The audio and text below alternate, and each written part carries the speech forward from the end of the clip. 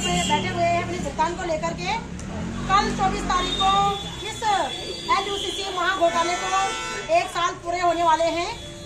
आप लोगों की जानकारी के लिए बता दूं कि ये सोसाइटी हमारे भारत सरकार कृषि मंत्रालय द्वारा रजिस्टर्ड थी। ये सहकारिता मंत्रालय के अंतर्गत काम करती थी। क्योंकि इस सोसाइटी ने सहकारिता के नाम पे, सरकार के नाम पे जनता को ठगा है, तो सरकार ही जनता का पैसे वापस लौटाएगी।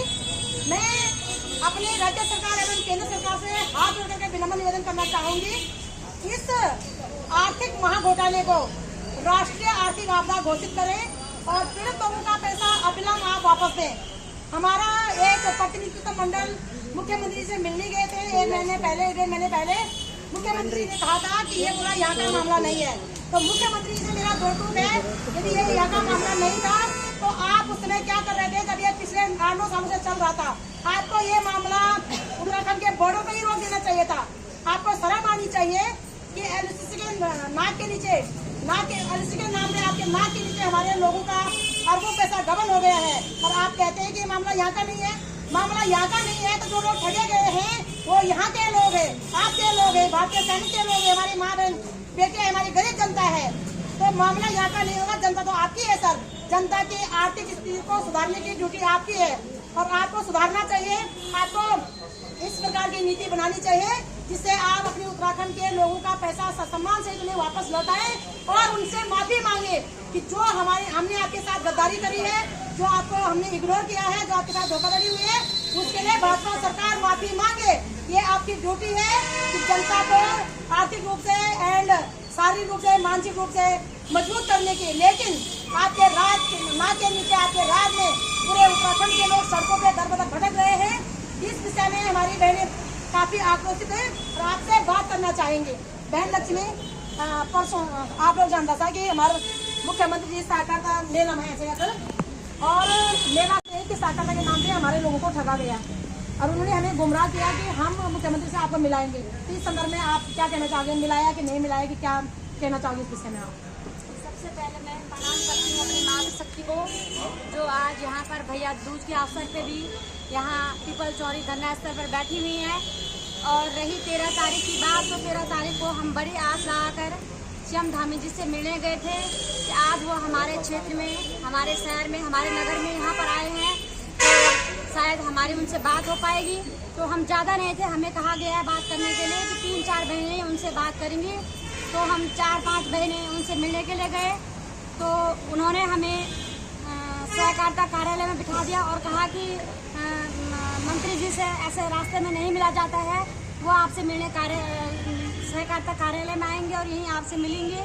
तो हमें वहाँ पर अंदर रख दिया गया और कम से कम 50-60 पुलिस प्रशासन हम लोगों पे वहाँ पे लगा दिया गया।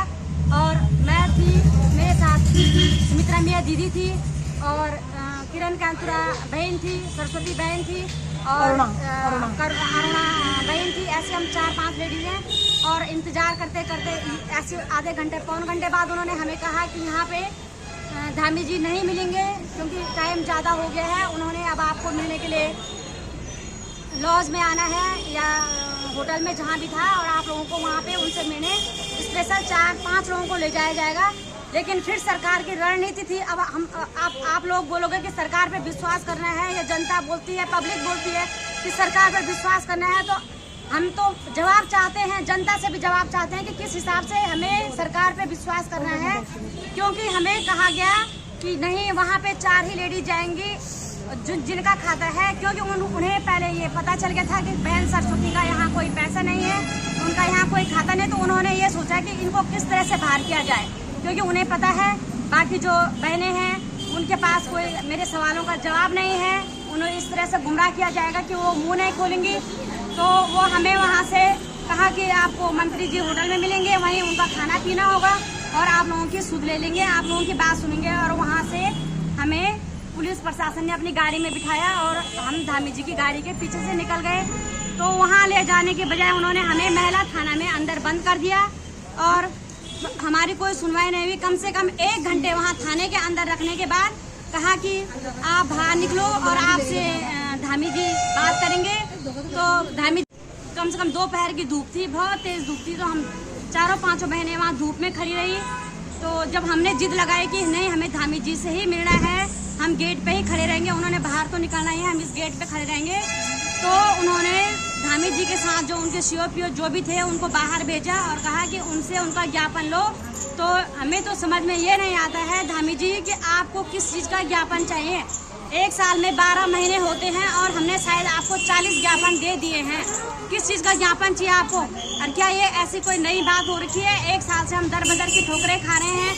आज के दिन पे ठीक साल भर हो गया है जब ये हमारा ब्रांच यहाँ से निकल गया था और उस दिन से हम अभी तक अपने घरों में नहीं हैं। आपको पता है कि हमने कितने उत्पीड़न का हम सामना कर रहे हैं, कितनी समस्याओं का हम सामना कर रहे हैं। आप लोगों को भी हम लगातार आह्वान कर रहे हैं कि हमारी मदद करो। तो वहाँ पर भी उन्होंने अपने सीओ को भेजा और कहा कि इनके पास ज्ञापन दो, तो हमने ज्ञापन देने के लिए मना किया। तो उसके बाद हमें बोला गया कि अगर तुम लोग ज्ञापन नहीं दोगे तो धामी जी भी ऐसे किसी से नहीं मिलते। कौन है धामी जी? कहाँ से हैं धामी जी? क्या हम ही लोगों में से तो हैं? हमारे भाई तो होंगे, हमारे जो भी होंगे हमारे हम ही से तो होंगे। तो क्यों नहीं मिल सकते थे हम धामी जी को? क्यों वो हमसे मिलने नहीं आए? और वो ज्ञापन कहा देना है तो दो, नहीं तो धामी जी तुम्हें नहीं मिलेंगे। और ये कहकर वो ज्ञापन हमसे लेके और हमें फिर वही धक्का मुक्की करके और अंदर थाने के अंदर ले जा दिया गया। तो मैं तो समस्त नगर की मातृशक्तियों से बोलना चाहती हूँ कि क्यों तुम लोगों की आंखें नहीं खुल रही हैं? जनता साथ नहीं दे रही है, लेकिन कम से कम जो तुम LUCC की माँ बहनें हो, जितने एजेंट हो, जितने CP हो, वो बाहर क्यों नहीं निकल रहे हो? जितने कस्टमर हो बाहर क्यों नहीं निकल रहे हो? क्या अब इससे ज़्यादा प्रूफ तुम्हें क्या चाहिए? हमारे आंगन में, हमारे घर में CM धामी जी आ रखे हैं और वो हमें मिलने के लिए तैयार नहीं है। तो और उम्मीद हमने अपने शासन प्रशासन से क्या करनी है? तो बाहर निकलो, अभी भी समय है। हमने 9 तारीख को देहरादून परेड ग्राउंड में जाना है और हाथ जोड़कर आग्रह अपने शासन प्रशासन से करते हैं, कृपया हमारे साथ किसी भी प्रकार की कोई जोर जबरदस्ती न की जाए, क्योंकि हम हमेशा अपने हक की लड़ाई के लिए आते हैं। न हमारे पास गोली बारूद होती है, न हमारे पास कोई अस्त्र शस्त्र होते हैं। हम खाली निहत्ते वहाँ पर आते हैं, इतने कमज़ोर हैं कि आने जाने के लिए भी हमारे पास किराया नहीं होता है। कभी किसी से भीख मांगकर अपना किराया इकट्ठा करके वहाँ पर आते हैं। तो आपसे हाथ जोड़कर विनती है, अगर आप हमारा साथ नहीं देते हो तो हमारे साथ अभद्र व्यवहार भी न करें, हमें वहाँ पर रहने दें। कोई बात नहीं, हम भूख हड़ताल पे बैठे, हम खाएं न खाएं, जिस हाल में भी रहेंगे, लेकिन हमें अपनी बात को आपको बतानी है, करना था, है ना। तो जहाँ तक मुझे पता है कि आपके और आपके साथ बहुत से लोग थे, उनकी फोटो सोशल मीडिया पर रिलीज हुई थी कि आप लोग हमारे सहकारिता मंत्री को मिलने गए। सबसे पहले आप उन्हीं को मिलने गए। तो इस विषय में आपका क्या कहना है कि किस प्रकार से मिलना है हमने आपका सहकारिता मंत्री को? सबसे पहले मेरे अपने परिणाम है। और जैसा कि जैसे बहन बता रही है कि ऐसे सुनने में आया कि वो ये बोल रहे हैं, विधायक जी ये बोल रहे हैं कि हम आए भी थे। तो सबसे पहले हम 13 मार्च की बात है, 13 मार्च को जब सर आप यहाँ आए थे तो हम बड़े उससे कि आपकी अनुमति लेकर के और आपके लोगों के थ्रू हम आपके पास आए थे। हम आपको मिलना चाहते हैं, मिले भी हैं। मैंने DM को फोन कर दिया है और आपका हम मामला हमें आगे पहुँचा दिया है। तो हमें बड़ी उम्मीद है कि आप कुछ करोगे और आप हमारे उत्तराखंड के ऊपर, हमारे गढ़वाल के ऊपर हमारे भाई हैं, जैसे हम आपकी बहन है वैसे ही आप मेरे हैं। और हम बहुत विश्वास था जिस दिन हम आपसे मिलने आए, हमें ये लगा कि हमारा मामला 1 महीने 2 महीने सॉल्व हो जाए। उसके बाद आपने बोला कि देहरादून आना, तो हम आए हैं, आप हमें मिले हैं। हम ये नहीं बोलते कि आप नहीं मिले, आप मिले हैं। कुछ लोग, हम 5-6 लोग हम यहाँ से थे, हमारे साथ बैठानी भैया थे और जोशी भाई थे, वो हमको यहाँ से लेके गए थे। और देहरादून से और भी लोग, हम ऋषिकेश से और भी लोग हमारे साथ आए थे, जैसे यहाँ के ममता भंडारी है और देवराज है, और उनके साथ कई लोग आए थे और मिले थे। आपने हमारा मामला आगे बढ़ाया, आपने बाधित पाई, आपने CBCID ऑफिस अधिकारी सर से हमें मिलाया, वहाँ भी गए और DGP सर से भी मिलवाया। तो हमारी बातें आपने करवाई है। हमें बड़ी उम्मीद थी कि हमारा मामला बहुत जल्दी सॉल्व होगा, लेकिन सर हुआ कुछ नहीं। बिल्कुल अभी तक हम 1 साल अभी हो गया है और 1 साल तक हमारा मामला जहाँ तक कहाँ है, बिल्कुल हमें कुछ पता ही नहीं कि इसमें कार्रवाई चल भी रही है, क्यों चल रही है। वैसे तो कोर्ट से ऑर्डर भी आया था कि CBI जाँच चल रही है। तो अब हमें ये भी नहीं मालूम कि CBI जाँच कहाँ तक पहुँची, कुछ नहीं हो रहा है। मैं ये बता दूं आपके लिए कि सीरिया की अभी कोई जांच नहीं हुई। अगर जांच होती तो उन ऑफिसर का नाम आगे नहीं होता, उस विषय में कुछ ना कुछ चीज़ें आती है ना, तो कोई जांच नहीं हुई विषय में। हमें तो ये है ना कि जैसे हमें बताया जाएगा, अब ये है जो वहाँ जा रहे हैं नैनीताल कोर्ट में जा रहे हैं, वो जिस तरह से वो बताएंगे और जिस तरह से खबरें आएंगे, हम तो यही सोचेंगे कि हो रहा है। अब जो जवाब हमें वहाँ से मिलता, हम वही जवाब अब जो हमें पूछ रहे हैं हम उनको दे रहे हैं। अब हम ये नहीं जानते कि हो भी रहा है कि नहीं हो रहा है, लेकिन हमें ऐसे इस तरह से गुमराह न किया जाए। और हम आपसे हमारी विनती है, परसों जैसे हमारी बहन ने अभी बोला कि जैसे मुख्यमंत्री जब यहाँ आए थे, हमें बड़ी उम्मीद थी, हमें उम्मीद इसलिए थी कि जैसे बोल रहे कि भाई तुम बहुत बड़े घिराव को लेकर के आके और इतनी बड़ी भीड़ में हम तुमसे बात नहीं कर सकते कि भाई 2 लोग 4 लोग आओ। 4 लोग उन्होंने बोला था सर, लेकिन उस दिन हमें बहुत उम्मीद थी और हमें हमारे मन से ये हुआ था कि हमें हमारे धामी जी मिलेंगे और हमारा दुख सुनेंगे। पर मतलब हुआ क्या कि बहुत दुखी होकर के हमें वहाँ से लौटना पड़ा।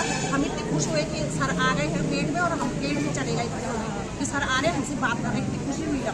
लेकिन जब उन्होंने बोला कि ये सर के मुख्यमंत्री जी के पीओ है, तो हमें बड़ी निराश।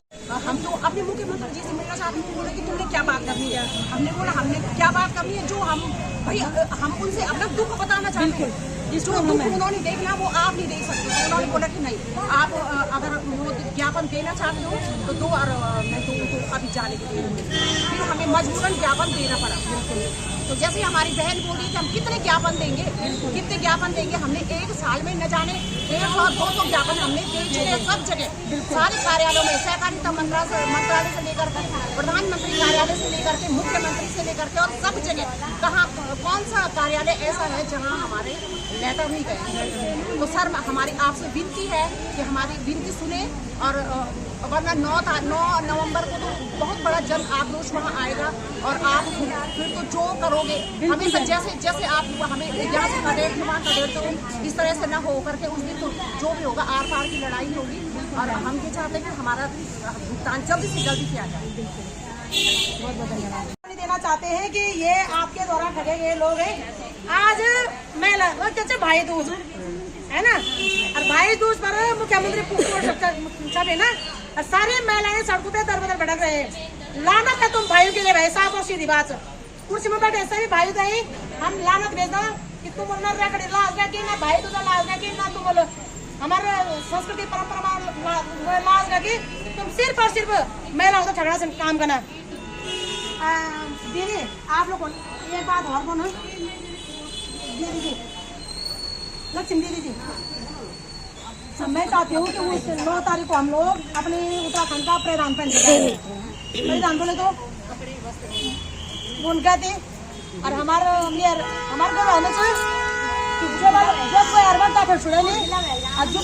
जो बामणी गिने जाओ बुआरी गिने जाए, मतलब बुआरी हथियार से पथड़ी, अब बामण हथियार से पथड़ी है ना। तो हम चाहते हैं कि हम उस दिन अपने गढ़वाली परिधान, अपनी पहाड़ का परिधान, जो कुटुंब पूरा जमी हो या खेती बाड़ी खाए कि पहाड़ तोड़े ना, तो उस दिन हम अपने परिधान पहन के जाएंगे और हमारा परिधान ही हमको बचाएगा। परिधान पहन के आएंगे। हमारे शासन प्रशासन को और ब्यूरोक्रेसी को सबको इस बात का विदित होना चाहिए कि 9 तारीख उत्तराखंड का स्थापना दिवस क्यों मनाया जाता है। इस राज्य को पृथक राज्य बनाने के लिए हमारे पूर्वजों ने 42 आदतें दी, ताकि हमारा गढ़ कुमाऊं का जो परिधान है, जो संस्कृति है, जो सभ्यता है, जो हमारी परंपरा है, वो जिंदी रह सके। तो हम लोग कहना चाहेंगे कि सभी बहनें LUCC से पीड़ित हो या जितने भी लोग हमारे समर्थन में आ रहे हैं, बहनें अब ठगड़ा निकल गए हैं और कल सपने 10 ले गए हैं और कल नमो कुटुंब ले गए हैं। हमारे घर हम बोल चावा कि बामण छोटी वाली पातड़ी और बुआरी छोटी पातड़ी, तो वो बुआरी की जाने बामणी की जाने। तो ये हथियार है, ब्राह्मण की पतड़ी हथियार है और बुआरी की पतड़ी दातड़ी हथियार से कि लेकिन जंगली जानवर को खतरा हो जाओ। पुराने जमाने में ना जब हमला हुए ना कई हमारे पहाड़ में ना वो गोरखों में हमला हुए, गोरखों हमला भी हुए, कई प्रकार हमला हुए ना, तो वो गोर से बेटा बिन तक नहीं जाना कि ले कि कोई वजह तुम्हारी इज्जत लूट डालो या जंगली जानवर आ डाला, कोई भी आ जाओ तो तुम्हारा क्या बोलो सुरक्षा गार्ड करो। ऊपर का सारी पुलिस प्रशासन को वो तो तुम्हारे भी नहीं चार हज भी नहीं सुना सुरक्षा करना है ना। तो सभी बहनें अपने गढ़वाली परिधान को पहन के आए और अपने साथ कुटाल और दाथड़ जरूर लेके इले लोड कूट दा थोड़ो या तो हमारे ये सरकार जड़ खोदना या फिर हमारे जो जन्मते हैं उन्हें सॉल्व करें। तो आशा उम्मीद करती हूँ कि संपूर्ण उत्तराखंड वासी इस विषय में चर्चा करेंगे और हम माँ बहनें अब अपनी उत्तराखंड की संस्कृति को भी बचाएंगे और अपनी माँ बहन बेटियों का मान सम्मान भी बचाएंगे और अपने बच्चों का जीवन और भविष्य भी बचाएंगे। बहुत बहुत धन्यवाद मेरा भाई।